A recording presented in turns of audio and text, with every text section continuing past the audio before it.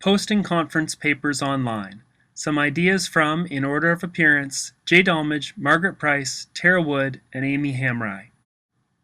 J. Dolmage, sitting in a cluttered office, will talk first. There are plenty of reasons why people might not want to share copies of their conference presentations online. There's probably a lot of really good reasons why people wouldn't want to do that. But this video is going to explore some reasons why you should consider it. Margaret Price, sitting on a couch in a naturally lit room, speaks next. Well, the reason that I personally started posting stuff on my website was actually just sort of straight up accessibility. I wanted people to have access to copies, and I didn't always want to be dragging multiple copies to the conference venue. I didn't always know how many people would be in attendance. I didn't necessarily know that everyone who needed a copy would necessarily have the visual capabilities to be scanning a print copy. I wanted people to potentially be able to mull over the talk for a couple of days and then come back to me with a question.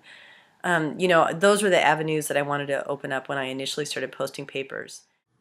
J. Dolmage speaks again from his cluttered office. I post papers online because I know that when I deliver a paper in 10 to 15 minutes, sometimes there are ideas and thoughts that people will have later on, not while I'm delivering the talk.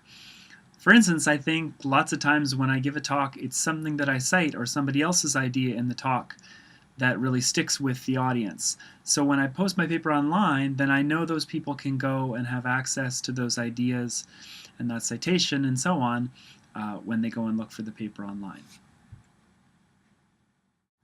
Now Tara Wood will speak.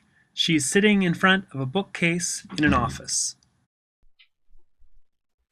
Posting conference presentation papers online can improve accessibility because it allows your readers or your audience to manipulate that document in whatever way improves accessibility for them. Even with a large print handouts that you might bring to a talk if you can afford it, it's hard to gauge how many to bring, what font style or size, or even the color of the paper will make your material most accessible for the people that are interested in your work. Whereas if you post your materials online, again, it allows people to manipulate that document in whatever way improves their uptake, improves the access that they have to that document and to your work. Margaret Price speaks again. When I first started posting conference presentations on my website, I was really apprehensive about it because I honestly thought people were going to steal my work.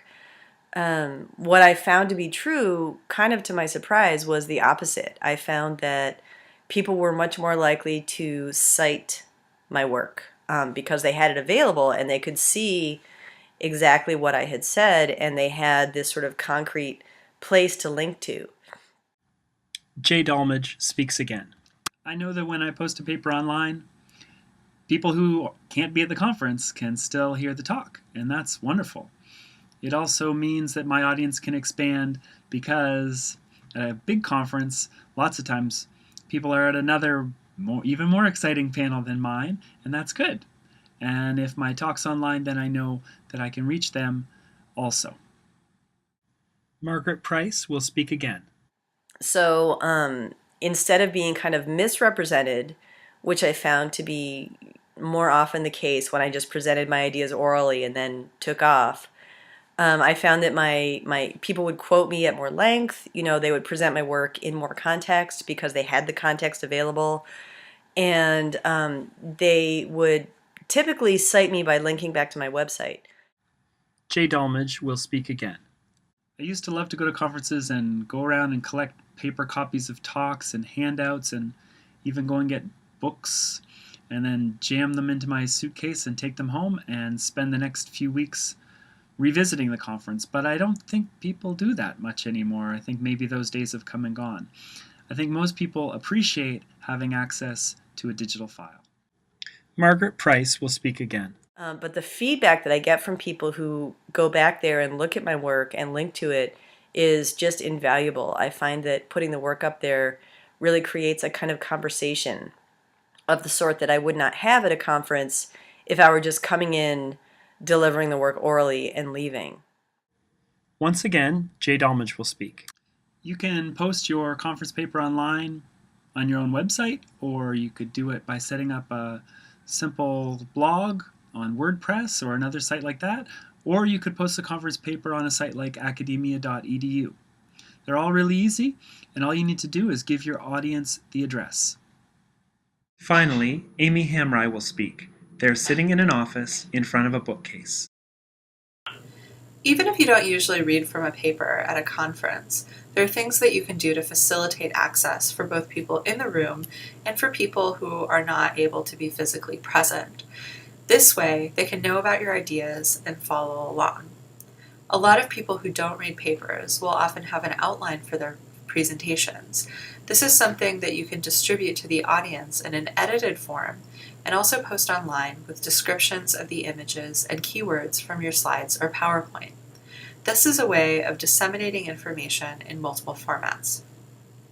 If you're at a conference without cart transcription, another thing you can do is to suggest a Twitter hashtag and have people live tweet your presentation. This has the effect of creating a transcription of your key points and also disseminates your ideas online while crediting them to you. So it reaches a larger network of folks who might be interested in your ideas, but who are not at the conference. If the conference where you're presenting has its own hashtag, you can suggest that people use that hashtag and also add your last name to their tweets so that it's easier to follow just your presentation. Or you can designate one person to live tweet the whole thing and have the audience follow them. Another thing you can do is to have someone transcribe your presentation in a Google document and distribute the link to that. Then folks who are there can follow along in real time. But you should know that Google Documents are not always accessible to screen readers, so you should still make available a Word document of your outline and later the presentation for folks to read. Or just encourage people to use Twitter instead, which can be a more accessible and widely usable form of technology. Thanks for your time. We hope to interact with you at conferences soon and to access your presentations online as well.